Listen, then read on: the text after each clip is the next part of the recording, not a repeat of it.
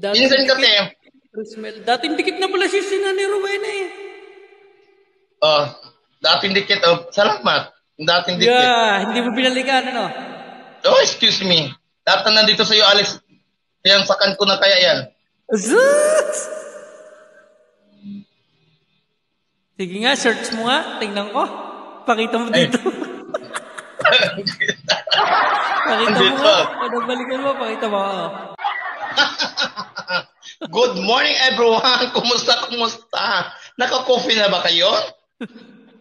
Para maramdaman ninyo, mait ang inyong katawan, uminom po kayo ng coffee o energy para maramdaman niyo ang loob ng tiyan nyo na. Energy! Energen? Oo. Gigil mo ako ah.